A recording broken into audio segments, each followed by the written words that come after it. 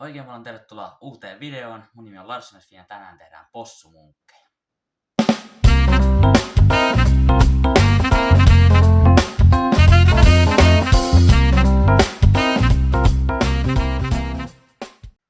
Ei muuta aloittaa siitä, että mitataan tähän kulhoon 2,5 desiä maitoa. Näin, ja sitten lämmitetään se semmoiseksi kädenlämpöiseksi.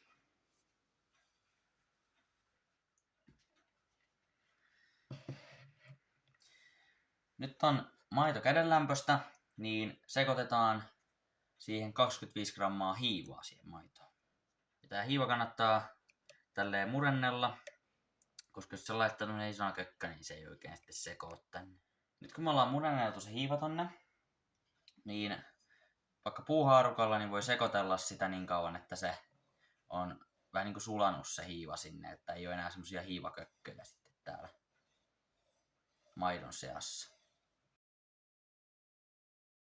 Nyt kun me ollaan saatu sekoiteltua tonne toi hiiva, niin seuraavaksi me laitetaan sinne kananmuna.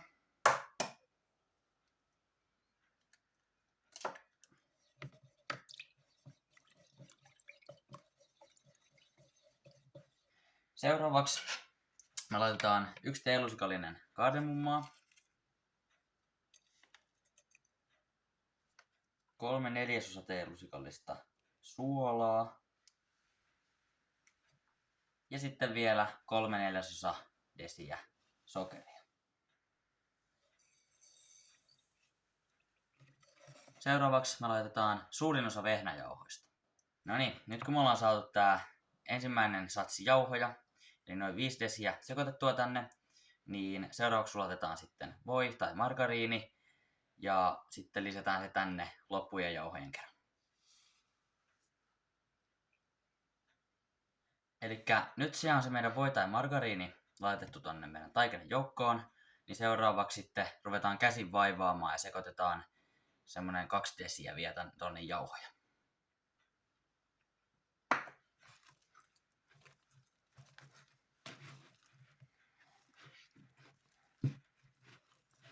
Noin, nyt kun taikina on vaivattu, niin annetaan sen kohota liinan alla noin 2-kertaiseksi.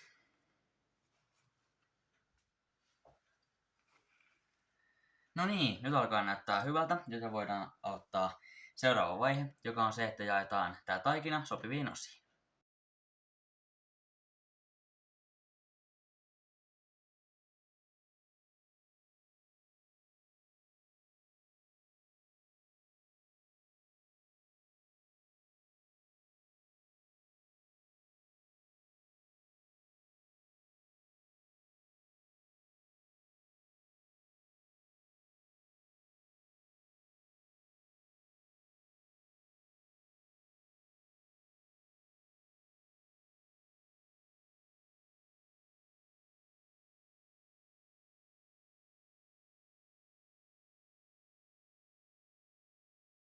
Nyt kun ne taikinat on pyöritelty palloiksi, niin niiden on annettu hetki levätä ja tossa pellillä. Ja sen jälkeen ne otetaan tähän taas takaisin pöydälle.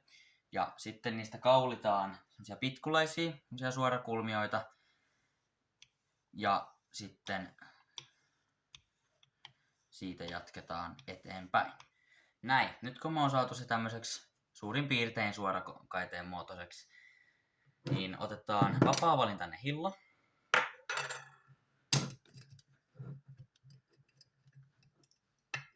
Ja laitetaan sitä tänne johonkin kohtaan, niin tänne toiseen yläkulmaan tai sitten tänne. Noin. Sitten sen jälkeen me otetaan tää reuna täältä ylös ja käännetään se ton toisen reunan päälle. Ja sitten nipistellään se täältä kiinni. Näin. Sitten kun me ollaan saatu tällainen tää kiinni ja vähän muotoiltuu takaisin siihen suorakulmioon, niin tehdään se possumunkin klassikko, eli niin sanotut sorkat. Eli varovasti nipistellään täältä. Koitetaan saada täältä näin muodostettua niitä sorkkia tänne näin. Näin, ja nyt kun me ollaan saatu tehtyä tää, niin tehdään niille lopuille täysin sama operaatio. No niin, nyt me ollaan saatu nämä possumunkit niin taikinasta muotoiltua. Seuraavaksi ne pitäisi tuossa öljyssä paistaa. Eli öljy on kuumennettu noin 180 asteeseen. Ja sitten ne paistetaan kummallakin puolella silleen, että ne on semmosia kullanruskeita. Tästä täytyy olla varovainen, ettei polta sormia. Näin, nyt kun se munkki on saatu tommoseksi kullanruskeaksi molemmilta puolilta, niin nostetaan se varovasti paperille, että se valuttaa isommat noi rasvat pois.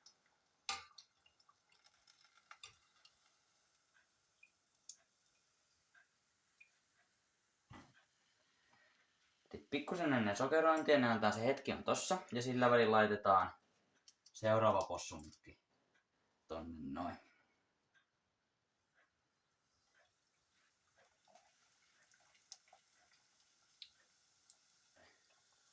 Kun ollaan tässä vaiheessa, niin varovasti polttamatta sormia, niin johonkin pussiin, missä on sokeria, niin siirretään toi munkki.